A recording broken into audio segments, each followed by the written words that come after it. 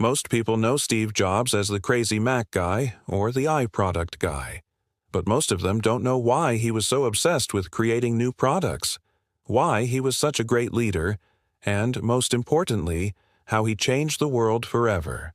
This is the story of Steve Jobs. He was born in San Francisco and given up for adoption. His adoptive parents were a working-class family who instilled in him the value of hard work and discipline. Although they weren't rich, they did everything they could to give Steve a better life. So, when he turned 12, they bought him an oscilloscope to help him understand electronics. This sparked a passion in him that would later change the course of history. He went to college for a while, but dropped out soon after meeting Steve Wozniak, a fellow electronics enthusiast. Together, they built computers in Woz's garage and sold them to friends and neighbors. Seeing the potential of the market, Jobs convinced Woz to join him in starting Apple Computer Inc. in 1976. They got $1,000 each from their families and named the company Apple after Jobs' favorite fruit. The first product they created together was the Apple I computer, which sold for $666 each.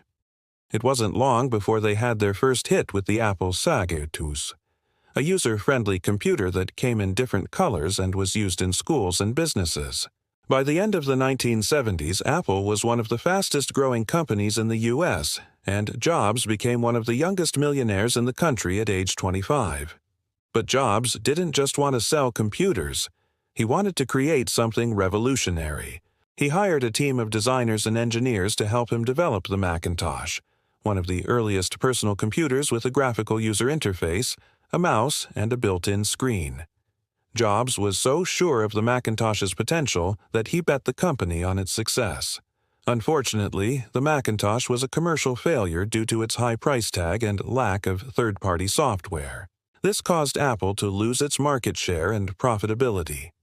In 1985, Jobs was asked to leave Apple by the board of directors, but he didn't give up. He started a new company called Next Inc., and developed a more advanced operating system called Next Step that featured object-oriented programming and a user-friendly interface. He also released the Next Cube, a powerful computer that was ahead of its time. However, these products were not commercially successful either, and Next went bankrupt in 1997. But Jobs was not finished yet. He had one last trick up his sleeve. That same year, Apple bought Next for $429 million and brought Jobs back to Apple as an advisor. Everyone thought this was a crazy move since Jobs had been gone for 12 years and the Mac was a flop. But Jobs saw this as a chance to redeem himself and prove that he was right all along. He teamed up with Tim Cook, who was Apple's new CEO, and Jony Ive, who was the head of industrial design, to create a new product that would save the company, the iMac. It was a colorful, all-in-one computer that came in different shades of rainbow and sold over 10 million units in less than 2 years. This turned around Apple's fortunes and made them the most valuable technology company in the world. But Jobs wasn't satisfied with just making computers. He wanted to make music players, smartphones, tablets, wearable devices, and anything else that could make people's lives easier and more fun. He introduced the iPod, a portable music player that stored thousands of songs in your pocket. He then launched the iTunes Store, a digital distribution platform that allowed users to buy or download music, movies, or podcasts. He also introduced the iPhone, a smartphone that combined the functions of a phone, a camera, an internet browser, and an app platform in a sleek and intuitive interface.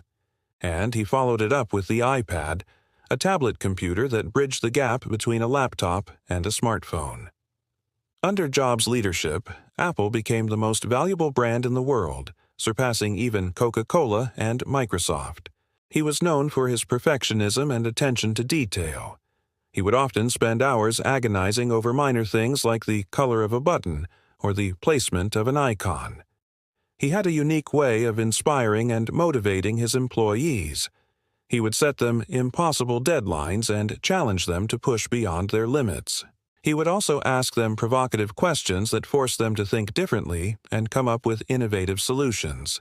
For example, He once asked the Macintosh team how they would make the computer more user-friendly, and one of them suggested adding a mouse, which was a revolutionary idea at the time. He also had a knack for knowing what customers wanted before they even knew themselves. He saw the potential of the graphical user interface, the object-oriented programming, the portable music player, the digital distribution platform, the multi-touch interface, and many other features that made Apple products so intuitive and appealing. Jobs was diagnosed with pancreatic cancer in 2003 and underwent surgery. He returned to work but took a leave of absence in 2009. He died in October 2011 at the age of 56, but his legacy lives on through his products, his company, and his impact on the world. He showed us that technology can be beautiful and fun. He showed us that design matters and that simplicity is complexity.